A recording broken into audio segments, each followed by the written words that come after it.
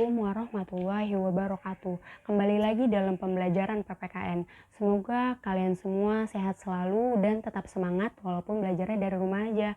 Pembelajaran kita kali ini sudah mencapai pada bab 5, yaitu kita semua sederajat dan bersaudara. Tujuan pembelajaran kita kali ini ialah agar kalian semua mengetahui apa sih hak asasi manusia itu, kemudian cara menghargai dan menghormati hak asasi manusia orang lain, dan menjelaskan hak asasi manusia dalam Pancasila dan hak asasi manusia dalam Undang-Undang Dasar 1945. Kalian tonton videonya sampai akhir, karena nanti di pertengahan video ataupun di akhir video akan ada tugas untuk nilai kalian. Manusia diciptakan oleh Tuhan Yang Maha Esa dengan hak asasi yang melekat pada dirinya. Hanya saja kadang ada seseorang yang merusak dan mencabut hak asasi yang dimiliki oleh orang lain. Seperti terjadinya penganiayaan anak, penjualan anak, bahkan mempekerjakan anak sebagai pengemis dengan orang dewasa.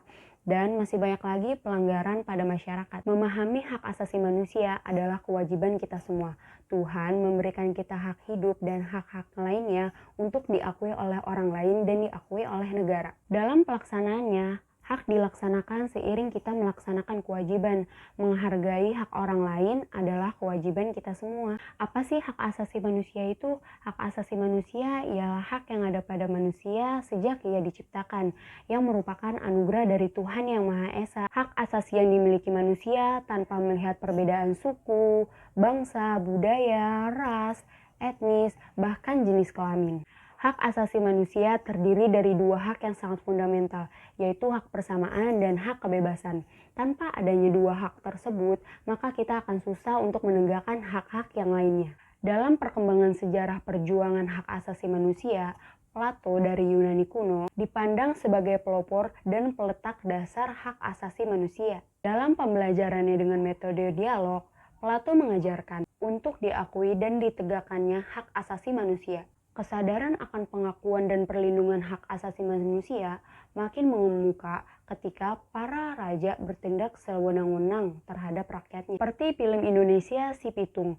Pada film tersebut, Si Pitung melawan para penguasa, tentunya untuk membela hak-hak rakyat. Kemudian hak asasi manusia sesuai dengan nilai-nilai Pancasila. Proklamasi Kemerdekaan Indonesia merupakan momentum untuk meletakkan dasar hukum HAM dan melindungi hak asasi manusia. Pancasila memberikan landasan hukum bagi pelaksanaan hak asasi manusia di Indonesia. Pelaksanaan hak asasi manusia ditekankan pada keseimbangan antara hak dan kewajiban. Keseimbangan antara hak dan kewajiban maksudnya adalah di samping kita menuntut hak yang ingin kita dapatkan, kita juga melaksanakan kewajiban yang harusnya kita lakukan. Contohnya seperti kalian para siswa dan siswi, kalian mendapatkan hak untuk bersekolah, maka kalian wajib menaati peraturan yang ada di sekolah. Jangan sampai kalian sudah mendapatkan hak kalian untuk bersekolah, tetapi kalian tidak menaati peraturan yang ada di sekolah. Hak dan kewajiban manusia dalam Undang-Undang Dasar 1945. Pada alinea pertama terdapat pernyataan kemerdekaan itu ialah hak segala bangsa, dan oleh sebab itu maka penjajahan di atas dunia harus dihapuskan karena tidak sesuai dengan pri kemanusiaan dan pri keadilan. Maksudnya pada alinea pertama ini ialah Undang-Undang Dasar 1945 memberikan jaminan universal kemerdekaan dan kebebasan ialah hak segala bangsa.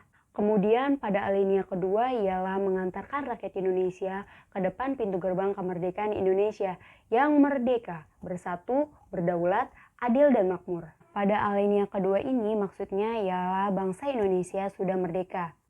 Maka rakyat Indonesia dijamin dan diwujudkan hak politik, hak ekonomi atau hak kesejahteraannya. Hak politiknya itu terdapat dalam pernyataan bersatu dan berdaulat, sedangkan hak ekonominya ialah rakyat yang adil dan makmur. Pada alinea ketiga yaitu atas berkat rahmat Allah yang Maha Kuasa dan dengan didorongkan oleh keinginan luhur supaya berkehidupan kebangsaan yang bebas, maka rakyat Indonesia menyatakan dengan ini kemerdekaannya. Maksudnya ialah kemerdekaan dan hak yang kita dapat itu bukan hanya melalui perjuangan manusia, tetapi juga anugerah dari Tuhan Yang Maha Esa. Pernyataan tersebut sebagai penyeimbang dari nilai-nilai keduniaan. Kemudian ialah alinea keempat. Di sini terdapat tujuan negara dan dasar negara, yaitu melindungi segenap bangsa Indonesia dan seluruh tumpah darah Indonesia. memajukan kesejahteraan umum, mencerdaskan kehidupan bangsa, dan ikut melaksanakan ketertiban dunia berdasarkan kemerdekaan, perdamaian abadi, dan keadilan sosial. Tujuan negara yang terkandung pada alinea keempat ini ialah hak-hak yang dimiliki, yaitu mulai dari hak keamanan, hak perlindungan, hak ekonomi, dan hak sosial budaya, serta hak kemerdekaan dan keamanan pada alinea tersebut yang dimaksud ialah dasar negara kita, Pancasila. Ketetapan MPR nomor 17 garis miring MPR garis miring 1998 tentang hak asasi manusia. Yang pertama itu ada hak untuk hidup. Setiap orang berhak untuk hidup dan mempertahankan hidup dan kehidupannya. Kemudian yang kedua, hak berkeluarga dan melanjutkan keturunan. Setiap orang berhak membentuk keluarga dan melanjutkan keturunan melalui perkawinan yang sah. Kemudian hak mengembangkan diri, yaitu setiap orang berhak atas pemenuhan kebutuhan dasarnya untuk tumbuh dan berkembang secara layak. Setiap orang juga berhak atas perlindungan dan kasih sayang untuk pengembangan pribadinya, memperoleh dan mengembangkan pendidikan untuk meningkatkan kualitas hidupnya. Kemudian ada hak keadilan.